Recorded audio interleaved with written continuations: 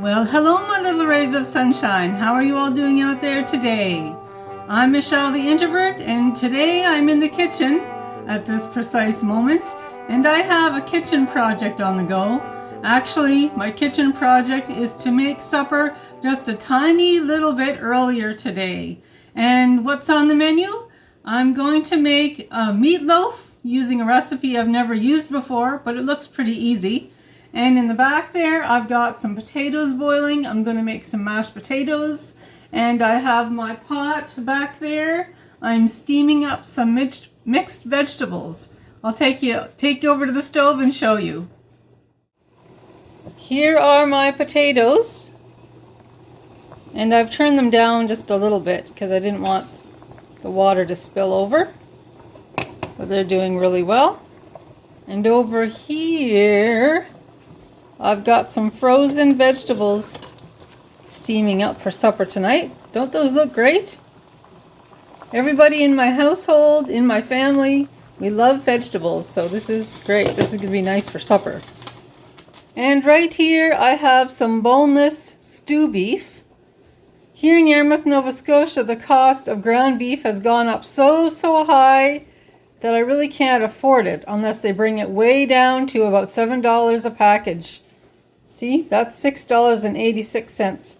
$7 is my budget, so anything under $7 is within my price range. So when stewing beef comes on for a good price, and that's actually been pretty expensive, way higher than that. When it comes on for a good price, I try to scoop up 2 or 3 or 4 packages, put them in my freezer, and then when I need ground beef, that's what I use my food processor for. I put my stewing beef, or any kind of beef for that matter, into my food processor, turn on the button, let it go round and round, and it turns into ground beef. It turns out really nice. I was going through my little recipe box here, and I found many recipes on meatloaf, but one in particular that caught my eye. And you'll probably laugh when you see how small this piece of paper is. Look how small this is. And that's what the Campbell's meatloaf recipe is on. Look how big that is. It's not very big. But what I'll do so you can all see the recipe and the measurements and the directions is I'll zoom in. I'll zoom in on this recipe so we can all read it. That looks pretty good. That's nice and close, where everybody can read it, including myself. So I'll go over the recipe with you all. Classic family meatloaf. 1 can of Campbell's cream of mushroom soup, 1.5 pounds of ground beef, half a cup of fine dry breadcrumbs, 1 small onion, finely chopped, 1 tablespoon of Worcestershire sauce. I always have trouble pronouncing that word. 1 egg beaten, and there are the instructions and directions. They look pretty clear, so I'll follow them along step by step, and I'll take you all with me. So I think that what I'll do first is get this stewing beef put into the food processor here and get the beef all ground up, and then I'll be able to begin this recipe. I took this here out of the food processor because I won't be needing that, and I left the S-blade inside. So now, just going to take a few pieces, whoops, I'll take a few pieces of this here. The plate wouldn't fit under there. I'll take a few pieces from this and put it inside, and away it goes. And of course my hands are nice and clean. I'm a person that is constantly washing hands.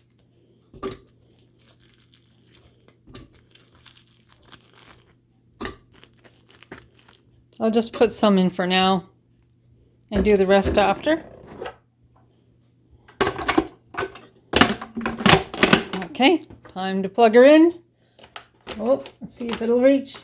Yep. Okay. Here we go. Hold on to your hats.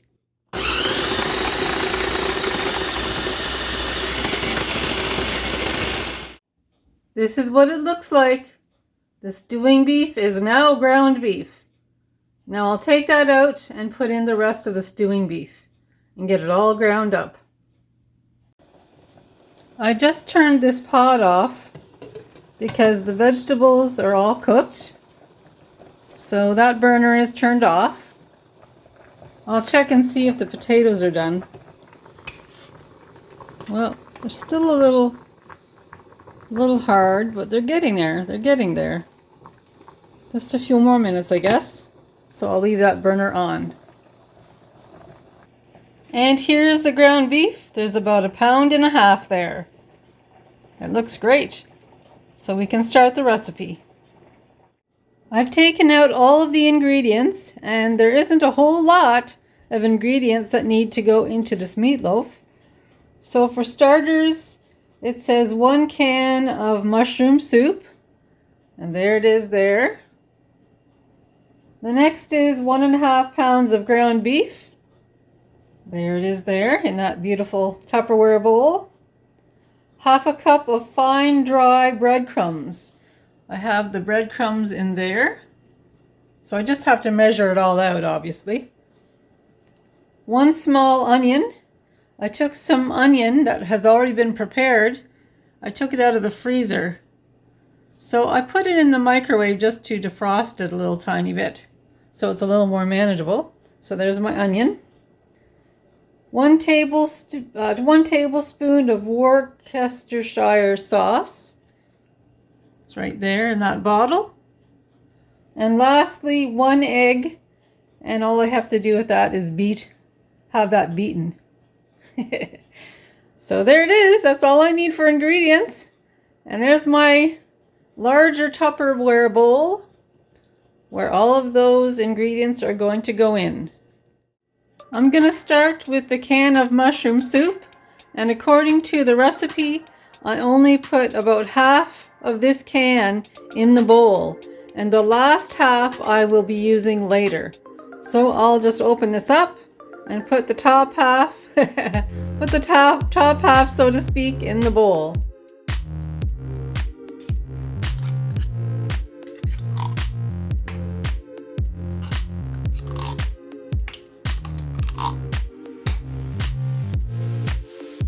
The next step is the ground beef.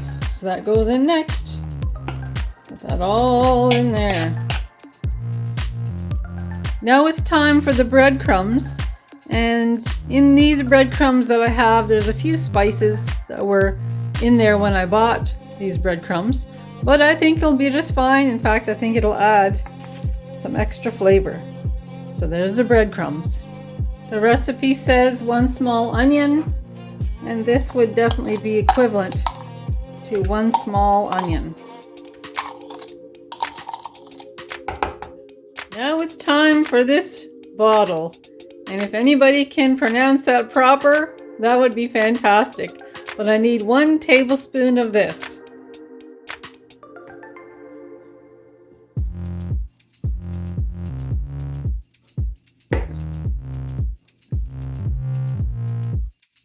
The beaten egg goes in next. And that is the last and final ingredient. I think I'll use this spoon that I used for the hamburger and the onion, just to scrape that out a bit. So the next thing I have to do is mix this all in. So that's a pretty easy job. Some people like to use their hands with meatloaf, but I actually prefer using a spoon or a fork or something. It just depends on each person's preference, I guess, right? So I'm gonna mix this all in, my friends, get it all mixed in well. So we can put these ingredients into a pan. That looks pretty good. It's all mixed in. And I have the oven turned on to 350 degrees. And I have this loaf pan here that I'm gonna put the meatloaf in. Now the recipe didn't say anything about spraying the loaf pan, but it did say that after the meatloaf is cooked, to drain the grease off. So if there's excess grease, I definitely don't need to put the non-stick cooking spray in there to keep it from sticking. I'm cooking supper early today because once everything is cooked, I want to be able to go outside and work in my vegetable garden, work on fixing the fencing, and also doing some work in the shed, sorting my garden things out that are in the shed. So I want to be able to focus, like really focus on getting some things accomplished outside. So I thought, well, if I get supper done early, I can go outside and do my work out there with the garden. And then when it's supper time at 5 p.m., all I have to do is come in and put Joshua's supper in the microwave. Gerald will be home from work. All he has to do is put his supper in the microwave, and then I just have to heat my own. So it'll be fairly easy. Just thinking ahead a little bit.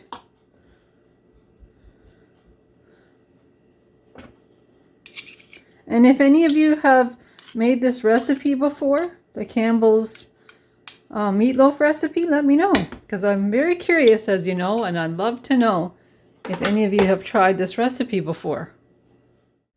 I have the oven on to 350 degrees, and according to the recipe, this cooks for an hour to an hour and 15 minutes.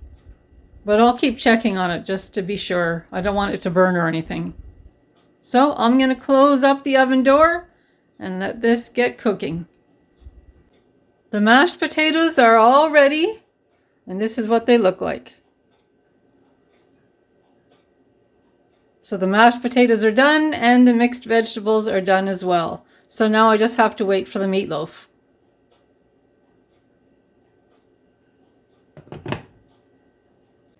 I was just reading this little itty bitty recipe here, and you're probably wondering what we do with the leftover mushroom soup that's in the bottom, like the last half.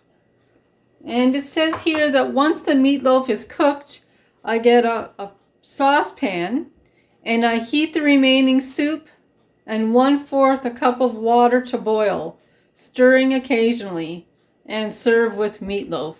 Now I'm assuming that they mean that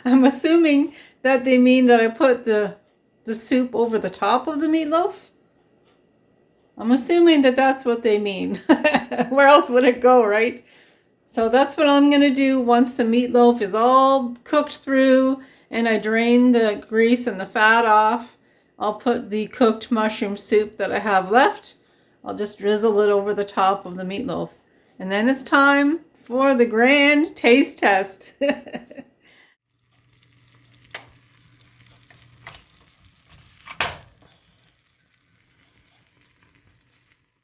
The meatloaf is cooked, and it took almost an hour. Not quite an hour, but it took almost an hour to bake through. So I'm going to put the mushroom soup over the top.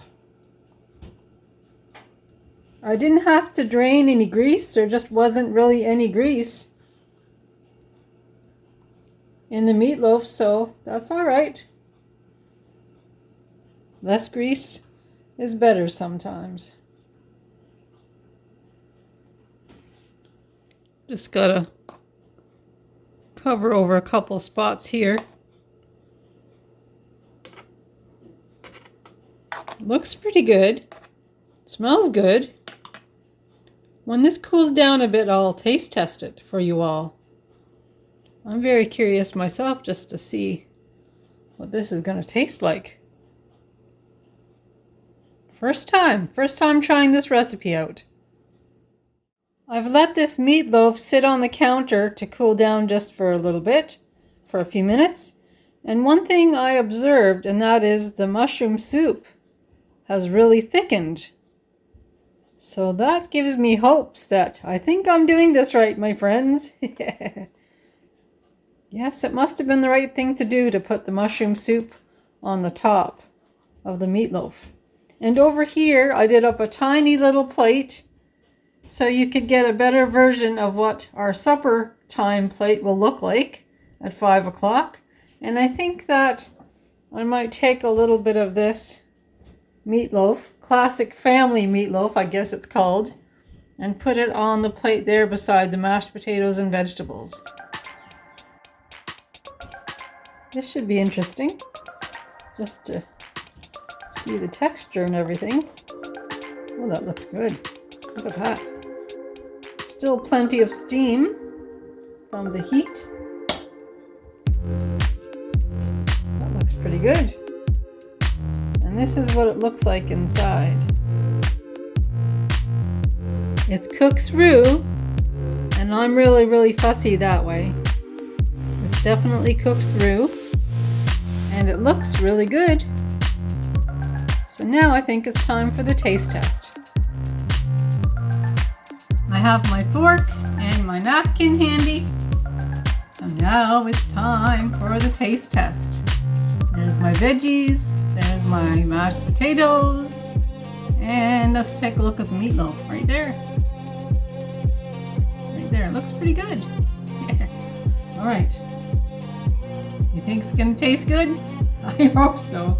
I think so. Alrighty. That mushroom soup on the top looks good. Looks good. Alright, let's taste it.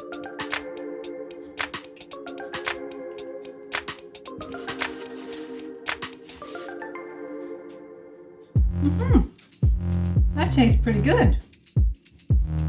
That tastes good.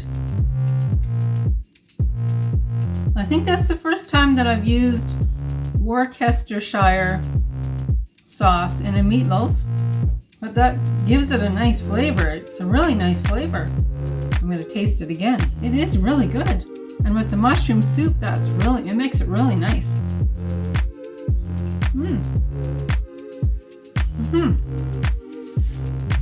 It's a very mild flavor. It has a lot of flavor, but it's just very mild. It's very good. I think I would definitely make this again. I'm really happy with how my little experiment turned out, making it for the first time. I'm glad that I did. I'm glad that I did. Well, my friends, I want to thank you so much for joining me this afternoon as I made supper, as I made this classic family meatloaf. It turned out really nice. I'm happy with how it turned out. And thank you for spending this time with me. And if you like this vlog, please give me the YouTube thumbs up or press that subscribe button. That would be great. And I have more vlogs coming up, so stay tuned and I'll talk to you all soon. Talk to you soon, my friends. Bye. Bye.